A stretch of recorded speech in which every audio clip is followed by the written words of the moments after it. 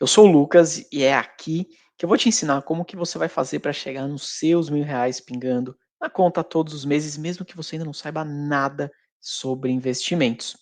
E para você conseguir chegar lá, você precisa conseguir escolher os melhores ativos para conseguir investir, as melhores ações. E um ponto muito importante para isso é você conseguir analisar o endividamento dessas empresas. E é exatamente esse o tema que a gente vai falar a partir de agora. Dívida é um tema um tanto quanto complicado. Quem que gosta de fato de ter dívida ou fica confortável com uma dívida? Eu particularmente detesto, e eu imagino que a maioria das pessoas também não se sente confortável com isso. Mas para você ter uma ideia, hoje, né, os dados mais atuais que a gente tem, o brasileiro está muito endividado.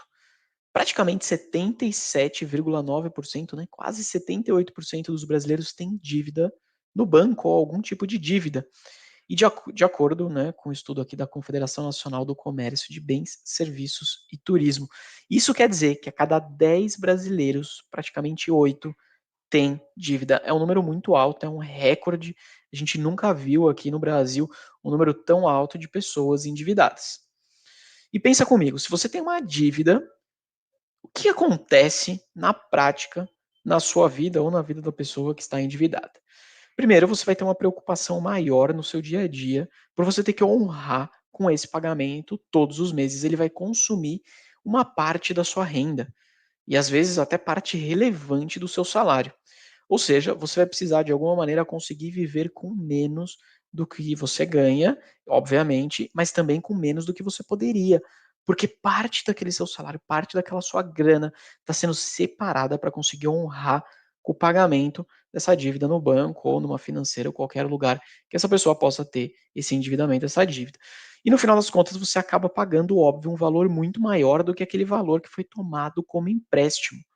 Então, ter dívida é uma coisa que traz bastante preocupação. Agora, quando, né? Ninguém faz isso porque, obviamente, gosta de ter dívida. Não é assim que funciona. Ter dívida, pegar um empréstimo no banco, existe um motivo para isso, né? A pessoa que está tomando esse empréstimo, ela tem um porquê. E principalmente, quais são, né, os três fatores primordiais para alguém pegar o empréstimo? Primeiro, essa pessoa quiser crescer eventualmente seu patrimônio. Ou seja, pode ser que ela esteja tomando uma dívida, pedindo um empréstimo no banco para conseguir, quem sabe, comprar um imóvel, uma casa, né? E ela vai pagar o financiamento ao longo de 20, 30 anos. Pode ser que ela esteja tomando essa dívida para conseguir, quem sabe, comprar um carro, ou ainda tomando essa dívida para conseguir pagar, quem sabe, o estudo, né, um curso, uma faculdade. Então, de alguma maneira, você está construindo algum tipo de patrimônio, seja um patrimônio financeiro, né, através de um imóvel, ou através de alguma coisa que você esteja comprando ali para conseguir ter um patrimônio maior, ou o seu patrimônio intelectual através de estudo, por exemplo. Você também poderia tomar uma dívida para abrir um negócio. Então, imagina que você quer abrir, por exemplo, uma padaria aí no seu bairro. Putz, pode ser que você não tenha esse dinheiro hoje no banco suficiente para conseguir alugar, pagar os funcionários no primeiro mês, conseguir equipar aquela padaria. Então você vai no banco, vai tomar um empréstimo para você conseguir startar, para você conseguir começar o seu próprio negócio. Ou, numa terceira hipótese, né, pode ser que você tenha que pedir um empréstimo, tomar uma dívida para conseguir pagar e honrar suas contas. Isso acaba acontecendo para aquelas pessoas que eventualmente ou tenham perdido uma renda, ou seja, elas podem ter perdido o emprego ou diminuído, por exemplo, né, o número de clientes, o número de serviços que ela presta, se for um profissional liberal ou um prestador de serviço, e aí, de repente, ela precisou recorrer ao banco para conseguir pegar um empréstimo e honrar com aquelas contas do dia a dia de curto prazo. Então, de qualquer maneira, né, talvez existam alguns outros motivos que faça você tomar um empréstimo, mas os principais são esses 3 que eu comentei aqui com você agora. Beleza, agora vamos transportar este universo do endividamento da pessoa física, que foi esse exemplo que eu acabei de dar, e vamos transportar isso para o mundo da pessoa jurídica, para o mundo das empresas, e vamos ver como é que funciona. Eu já vou te dizer, já vou te dar um spoiler aqui, que funciona de forma muito semelhante ao endividamento de uma pessoa. Por que que uma empresa, então, tomaria um empréstimo? Por que que uma empresa chegaria no banco e pediria dinheiro emprestado? Primeira hipótese, se ela quiser, por exemplo, expandir o seu negócio. Como? Putz, pode ser que ela queira comprar uma máquina nova para conseguir produzir mais produtos. Imagina que você tem uma padaria, vou voltar para o nosso exemplo aqui que eu falei agora há pouco, e você queira comprar um segundo forno, porque com outro forno você consegue produzir o dobro de pãezinhos para vender todos os dias de manhã. Então, você pode ter tomado um empréstimo para conseguir comprar um novo forno e aumentar a sua produção. Do mesmo jeito que, eventualmente, né, a empresa pode ter precisado ou ter decidido tomar um empréstimo para comprar uma empresa concorrente, para comprar uma empresa que está saindo do negócio ou que está mal das pernas, só que você não tem, né, aquela empresa não tem capital suficiente para conseguir pagar a comprar a concorrente de uma única vez, então ela pega um empréstimo no banco para conseguir fazer essa compra, essa aquisição, imaginando que ao longo dos próximos anos ela vai conseguir, né, com essa nova empresa, gerar mais dinheiro, dinheiro suficiente para pagar a dívida e depois conseguir lucrar com isso. Beleza? Ou uma terceira hipótese, pode ser que a empresa tenha que tomar uma dívida para conseguir pagar as próprias contas também.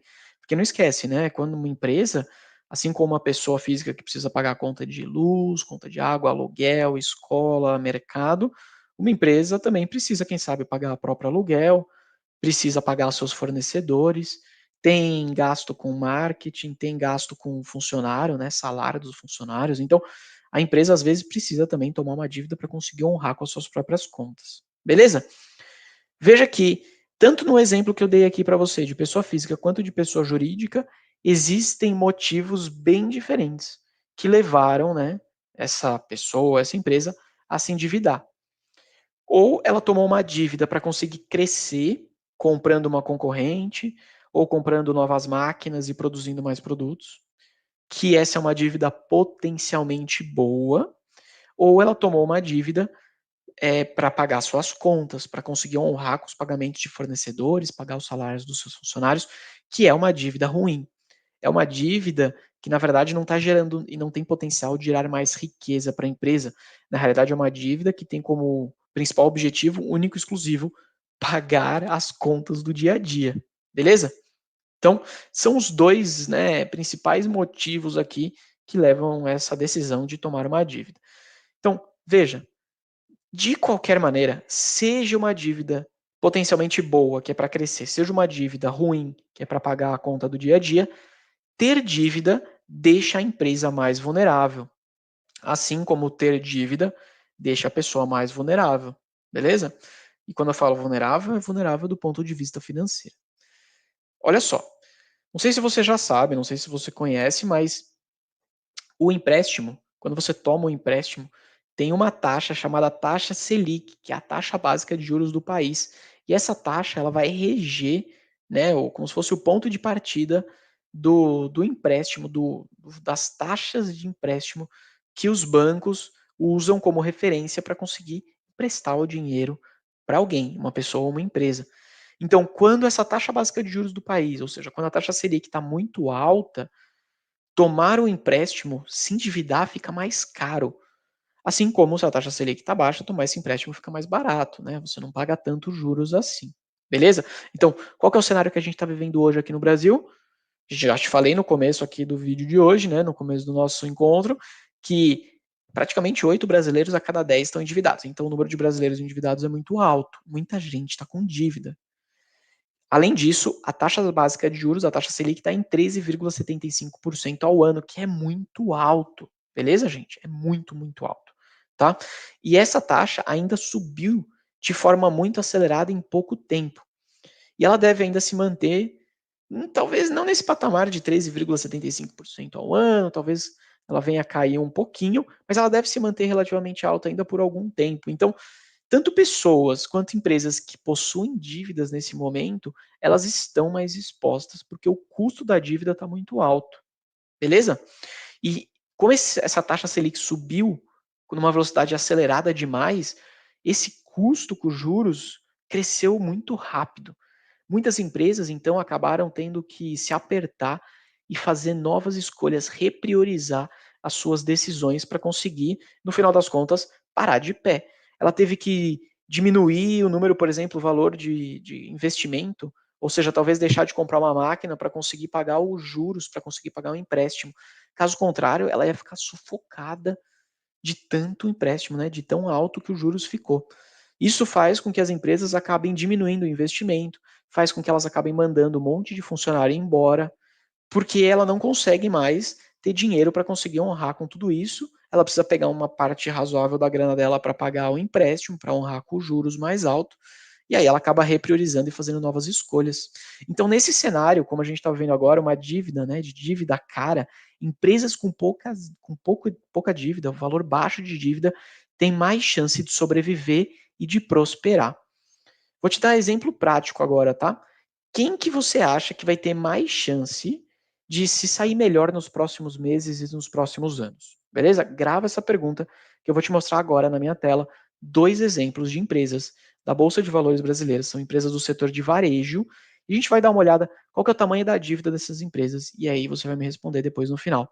Qual dessas empresas que deve sobreviver com mais facilidade? Vou compartilhar aqui minha tela com você. Estou abrindo aqui, ó, o site do Status Invest, um site que eu gosto bastante para fazer algumas pesquisas. E nós vamos olhar primeiro as lojas Renner, tá bom? Loja Renner é uma empresa aí do setor de vestuário, no varejo, atua basicamente aí no setor da moda. Não vou passar por todos os indicadores, o nosso objetivo hoje é falar de endividamento, mas eu quero te mostrar esse número aqui, beleza? Presta atenção. Olha só, lojas Renner, dívida bruta da Renner. 2, vamos arredondar, tá? 2,4 bilhões de reais. Ah, Lucas, é uma dívida alta. Beleza, é uma dívida alta. Mas a empresa está devendo 2,4 bilhões aí em empréstimos para um ou mais bancos, tá bom? Mas vamos ver quanto que ela tem de dinheiro, ó.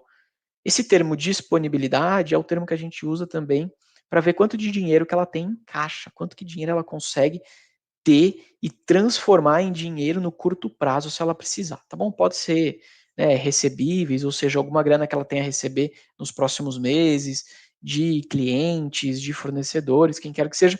Mas o que interessa aqui na nossa aula de hoje, nossa live de agora, é que a Renner tem 2,7 bilhões de reais de dinheiro, tá bom? E ela tem uma dívida de 2,4. Então quer dizer que ela tem mais dinheiro em caixa do que dívida. Logo, a dívida líquida dela, né, que é o cálculo aqui que a gente faz, que em outras palavras é dívida bruta dividido por menos disponibilidade, a gente vê que a dívida líquida dela é negativa, quer dizer de fato que ela tem aí quase 400 mil reais a mais no caixa do que ela tem de dívida. Excelente, né? Cara, é uma empresa que de verdade pode ficar bem tranquila, independente se o juros está alto, se o juros está baixo, se ela quiser quitar essa dívida hoje, ela pode. Agora vamos olhar uma outra empresa que está inclusive aparecendo aqui em cima, ó, Lojas Marisa, tá bom? Vamos dar uma olhada qual que é a dívida aqui das Lojas Marisa. Ó, vamos lá, Loja Marisa, dívida bruta dela, 1,7 bilhões de reais. Então, a dívida da Marisa é menor do que a dívida da Renner. Né? A gente acabou de ver que a dívida da Renner estava em 2,4 bilhões. Agora, quanto que as lojas Marisa têm no caixa? Quanto que ela tem de dinheiro? Ó, 240 mil reais. Olha só, 1,7 bilhões, tá bom? 1 bilhão e 700 mil de dívida contra 240 mil reais de caixa. Logo, a dívida dela, né, se ela pagasse, tirasse todo o dinheiro, rapasse a grana do banco dela e tentasse pagar a dívida, ela ainda continuaria com uma dívida de 1 bilhão e meio praticamente de reais. Tá bom? Então, voltando para a nossa pergunta aqui de hoje, qual dessas duas empresas você acha que vai ter mais chance de se sair melhor nos próximos meses aí, nos próximos anos? Lojas Renner, que tem 400 mil reais a mais de dinheiro no caixa do que os valores de dívida dela, ou a Marisa, que ainda que ela rapasse o dinheiro da conta do banco, ela ainda ficaria devendo 1,4 bilhões de reais. Por isso que é extremamente importante que você saiba começar a identificar e olhar o patamar da dívida da empresa. Calma, calma que hoje eu ainda vou te mostrar mais dois indicadores para você conseguir saber se o endividamento da empresa está controlado ou não. Tá bom? Porque, de verdade, o foco hoje é que você saia daqui dominando absolutamente tudo no que diz respeito ao tema endividamento na hora que você for analisar uma empresa.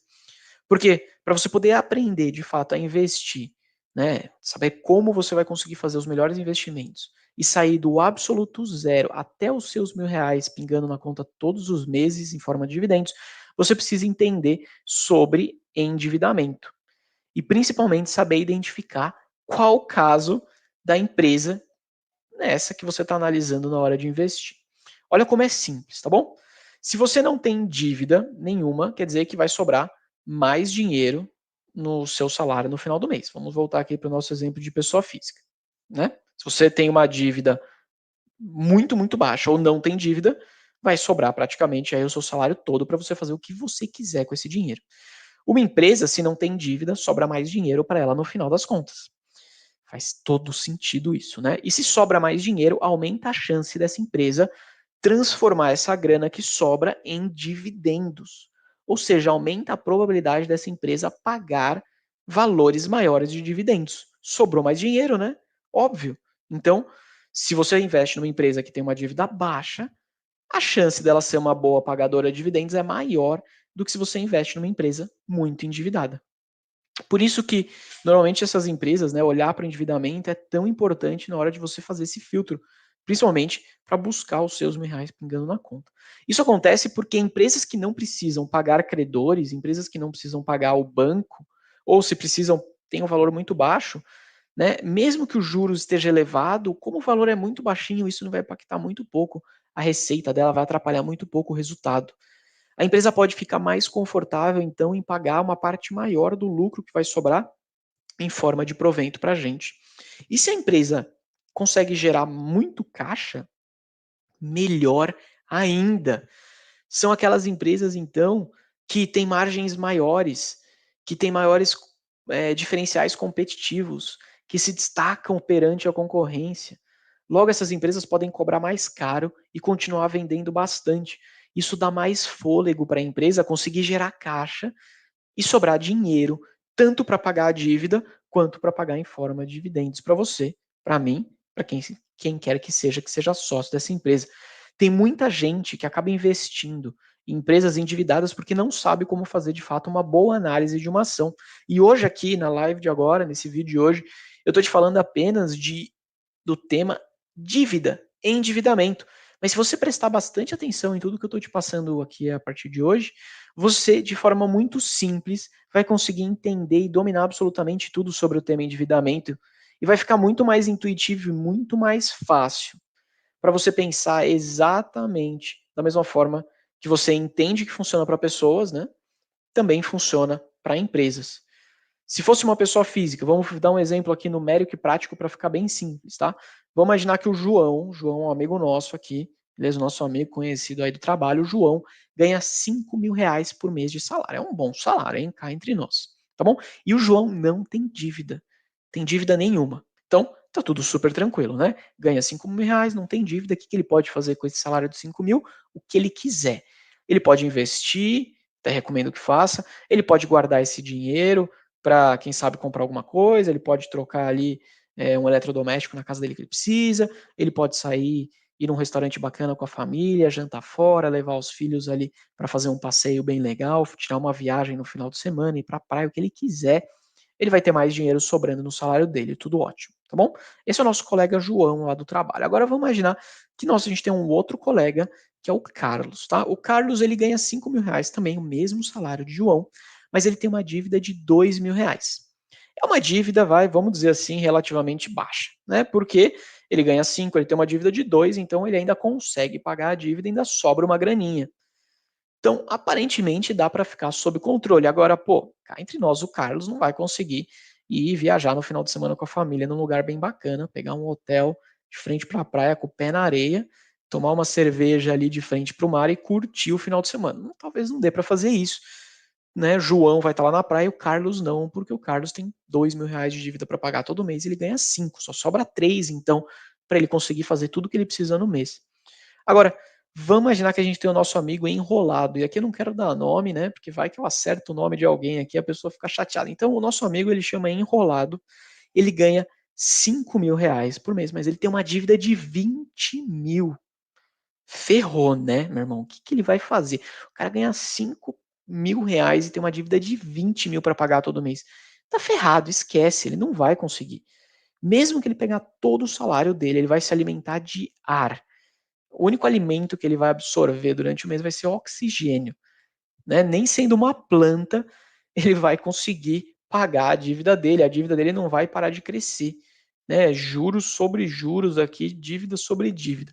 Então, tá ferrado. Fechou? É exatamente igual a mesma coisa quando a gente avalia uma empresa. Se a empresa tem uma receita muito alta e uma dívida muito pequenina, não tem dívida, sobra mais dinheiro. Se a empresa tem uma receita boa e uma dívida ali mais ou menos controlada, também tá tudo bem. Talvez ela tenha que fazer uma escolha ou outra, mas ok, ela vai passar bem. Agora, se a empresa tem uma dívida muito maior do que ela consegue pagar, ferrou. Beleza? A empresa está em sérios apuros.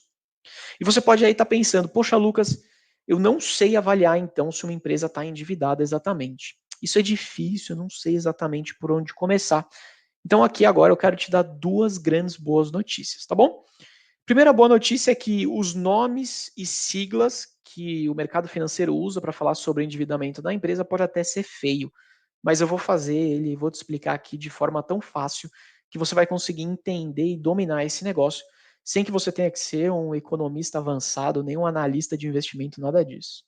Segunda boa notícia que eu tenho para te dar é que a partir desse momento eu vou te ensinar duas formas, não uma, mas duas formas diferentes de você conseguir avaliar uma empresa, avaliar uma ação quando você estiver fazendo investimento.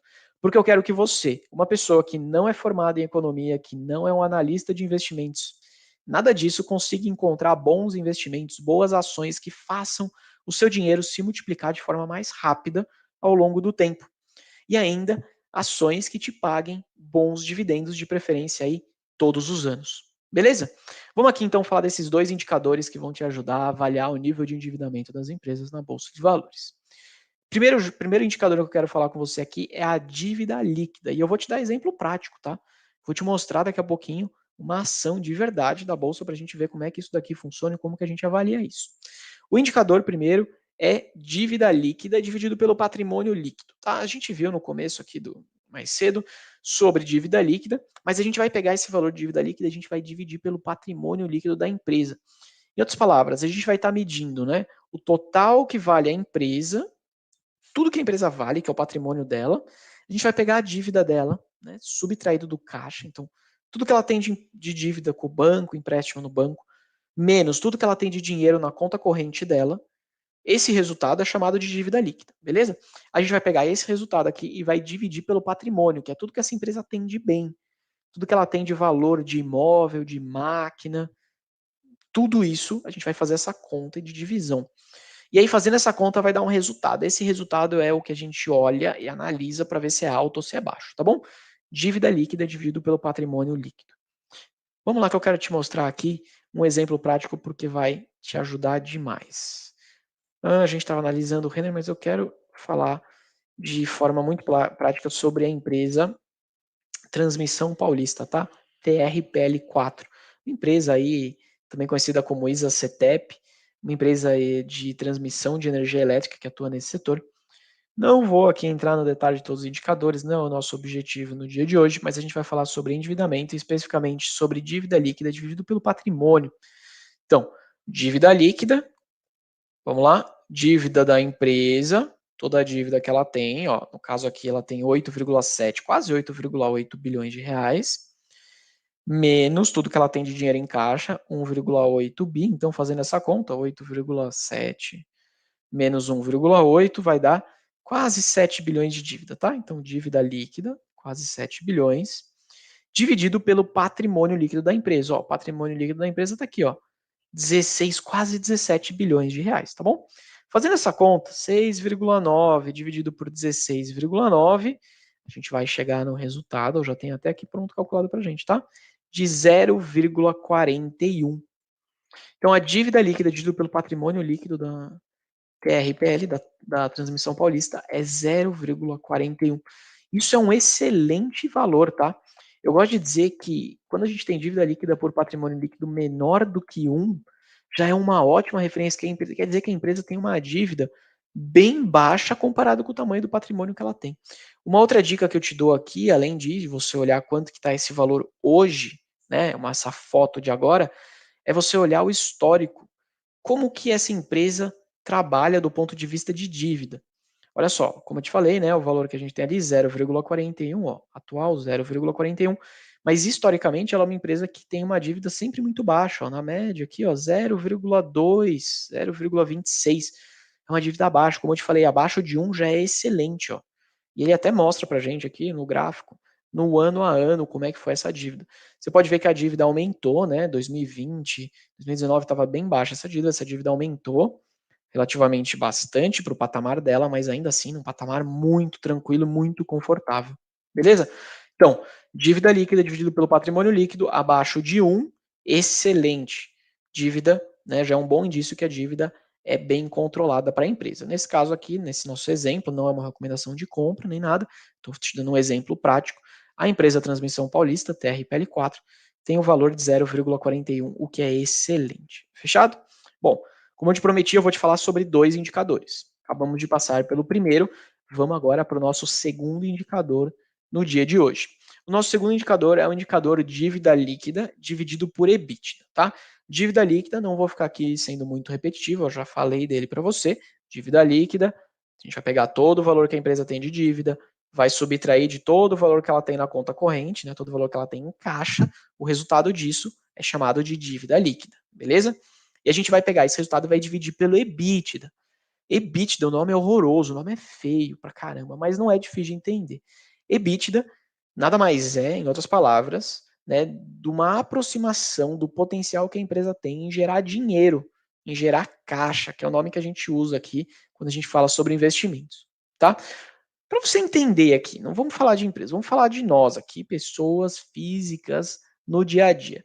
O que seria o nosso EBITDA, tá? De forma aqui aproximada. O nosso EBITDA seria o nosso salário que a gente recebe no final do mês, menos todas as contas básicas que a gente precisa pagar para conseguir nos manter vivos, né? Para conseguir manter a gente ali em pé e viável de continuar trabalhando e fazendo nossas coisas. O que seriam as nossas contas básicas? Olha, conta de luz é básica, né? Você não consegue viver no escuro e muito menos vai conseguir conservar, por exemplo, os seus alimentos na geladeira se você não tiver energia elétrica. Então vamos considerar que conta de luz é uma conta básica. Conta de água, mesma coisa, né? Putz, muito difícil viver sem água. Você não vai conseguir lavar uma louça, você não vai conseguir tomar um banho, nada disso. Então, vou colocar que conta de água é um item básico. Conta de internet também é bem básico hoje em dia, né? Acho que ninguém mais consegue viver ali sem uma internet, seja uma internet no Wi-Fi na sua casa ou até internet no seu celular, vamos colocar também como uma conta básica. E além disso, mercado, né? Alimento. Então, comprar alimentos, colocar na sua geladeira para você poder se alimentar também é uma conta básica, tá? Vamos chamar que isso tudo é o nosso básico, é o nosso kit de sobrevivência para passar um mês bem, pelo menos vivo, tá bom? Então, se a gente pegasse o nosso salário e subtraísse desse valor aqui, né, a soma da conta de água, mais a soma da conta de luz, mais a soma da conta da internet, mais a soma do mercado, né? Se a gente somasse tudo isso, subtraísse nosso salário, esse resultado que desse seria o nosso EBITDA, beleza? Pô, Lucas, quer dizer que o EBITDA é o dinheiro que sobra na minha conta? Não. Cá entre nós, você gasta com outras coisas, né?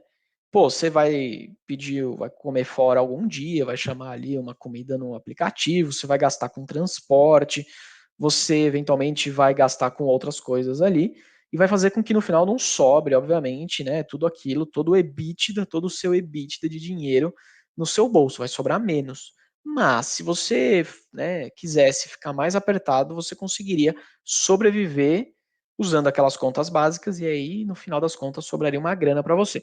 Esse é o nome que a galera acaba dando de EBITDA, por isso que o pessoal chama que o EBITDA é uma aproximação, né, do potencial que você tem de gerar caixa. Não é de fato quanto sobra de dinheiro no caixa, mas é o que seria um potencial de geração de caixa se você fosse considerar só as suas contas básicas, tá bom? Então, quando a gente pega a dívida líquida e divide pelo EBITDA, a gente vai chegar num valor. Esse valor a gente vai ver aqui se ele é bom ou se ele é ruim, se ele é alto ou se ele é baixo. Vamos olhar na prática aqui uma empresa de verdade? Ué, vamos voltar para o nosso exemplo na Transmissão Paulista, TRPL4, tá bom? Então, TRPL4, ó, dívida líquida dividido pelo EBITDA, 2,2, tá? 2,2 vezes, beleza? Então, o que, que é bom? Isso saca uma dívida alta ou uma dívida baixa? Eu vou te dar referência aqui para você conseguir saber. Eu considero como uma dívida líquida dividido por EBITDA menor do que 2,5 excelente, muito bom, totalmente sob controle. Quer dizer que a empresa demoraria ali, né, um pouco mais de 2 anos, nesse caso aqui da TRPL 2,2 significa que ela demoraria 2,2 anos para conseguir pagar toda a dívida dela, se ela assim decidisse, com o EBITDA dela, ou seja, com o potencial que ela tem de gerar caixa ao longo dos meses, tá? Ao longo dos anos aí. Beleza? Não quer dizer que ela vai pagar em 2,2 anos, ela vai demorar mais tempo, como eu te falei, ela gasta mais dinheiro com outras coisas que não o básico. Mas se a gente considerar só o básico para Transmissão Paulista continuar trabalhando, né, e funcionando e gerando energia e vendendo o produto dela, que é o que ela faz ali, né, transmitindo energia das hidrelétricas, por exemplo, até as cidades. Então, ela demoraria 2,2 anos para pagar a dívida. Então, abaixo de 2,5 já é excelente, tá? Outra forma de você olhar é você olhar, obviamente, o histórico, né? Então, ó, a atual dela 2,2, a média 1. Então, você vê que ela está mais endividada do que na média ela acaba, né, trabalhando ao longo dos anos, mas ainda assim abaixo de 2,5 é excelente. Se esse valor é maior do que 2,5, mas ainda menor do que 3, eu considero também como uma dívida líquida dividido por EBITDA, né, como um endividamento ainda bom, ok, tá? Não é excelente, mas é ok. Agora, se a dívida líquida dividido por EBITDA é maior do que 3, eu já considero como ponto de atenção. Eu já considero como uma dívida aí tanto quanto importante, já começa a ficar um pouco mais apertado para a empresa de conseguir honrar e pagar as suas dívidas. Beleza? Então, essas são as referências que eu uso para deixar bem mais fácil quando a gente fala de analisar ali o endividamento de uma empresa. O que eu quero que você saia daqui hoje dominando, não só além dos indicadores, mas eu quero que você entenda, que você coloque aí na sua cabeça e que você nunca mais tenha dúvida sobre isso. Eu quero que você entenda que é extremamente importante você evitar investir em empresas que estejam muito endividadas, principalmente em momentos de crise, como o momento que a gente está vivendo hoje. Essas empresas, elas vão sofrer mais. A gente falou das lojas Marisa aqui no começo do dia de hoje, né, no começo do nosso encontro aqui. Você viu como a dívida dela é alta. Então, aquela empresa, a Marisa, vai sofrer muito mais do que outras empresas, tipo lojas Renner, por exemplo. Por consequência, essas empresas vão sofrer mais e tem uma tendência, um risco maior de sofrer. O seu investimento, se você tiver ação dessa empresa, também tem uma chance de sofrer mais, beleza? E além disso, empresas com uma dívida alta tendem a pagar menos dividendos ao longo do tempo. E para você que gosta de dividendo, né? E para você aí que quer construir os seus R$ 1.000 pingando na conta todos os meses, como eu e alguns dos meus alunos já conseguimos, investir em empresas que têm uma dívida controlada é ponto-chave para o sucesso. O que eu estou te ensinando aqui no dia de hoje, nessa live de agora, é algo que eu mesmo, eu, Lucas, demorei para entender e para conseguir aprender de fato. Mas esse é o tipo de coisa que depois que você vê, você não consegue mais desver. É igual andar de bicicleta, né? Depois que você aprende, você não esquece nunca mais. Portanto, esse conhecimento que eu te passei, a partir de agora, ele é seu. Você vai poder aplicar ele pelo resto da sua vida. Claro, olhar para o endividamento de uma empresa, né, olhar para o endividamento ali daquela ação quando você estiver investindo é muito bom, mas não é suficiente. Você não pode só olhar para o tema endividamento, você tem que olhar para uma série de outros indicadores. Eu mesmo aplico o método que eu ensino dentro do plano 1K, onde eu e os meus alunos a gente consegue analisar, né, e entender aquela ação que a gente está investindo através de indicadores, né, como por exemplo alguns dos que a gente viu hoje, quais são as boas empresas e os bons investimentos que a gente vai conseguir fazer para conseguir acelerar a multiplicação do nosso capital, conseguir receber mais dividendos ao longo do tempo. Esse é um método simples, mas ele é um método extremamente poderoso. Ele pode ser aplicado por qualquer pessoa que tenha vontade e um interesse genuíno em construir um futuro financeiro melhor e mais tranquilo através de investimentos em renda variável, através de investimentos em ações. Agora, é a sua vez de me dizer aqui, essa live de hoje, esse conteúdo todo, essa aula que eu consegui passar aqui para você, eu consegui transformar esse seu entendimento e a sua análise de ações mais simples? Você conseguiu entender e dominar esse assunto? Me manda depois aqui nos comentários para poder saber se de fato eu consegui ajudar. Eu de verdade espero que sim e que eu tenha conseguido desmistificar e desconstruir essa história de que é difícil analisar a empresa, é difícil analisar a ação, é difícil escolher boas ações para investir, porque definitivamente não é. Com o método certo, com o passo a passo, você consegue fazer isso de forma muito fácil, muito tranquila ao longo do tempo, para cuidar cada vez melhor do seu dinheiro, tá bom? E fica firme aqui comigo no meu canal, porque aqui eu consigo de fato te ensinar de tal forma que você consiga investir para ter os seus R$ 1.000 pingando na conta todos os meses, mesmo que você ainda não saiba nada sobre investimentos, tá bom? Até a próxima, espero que você tenha gostado, um grande abraço, fui!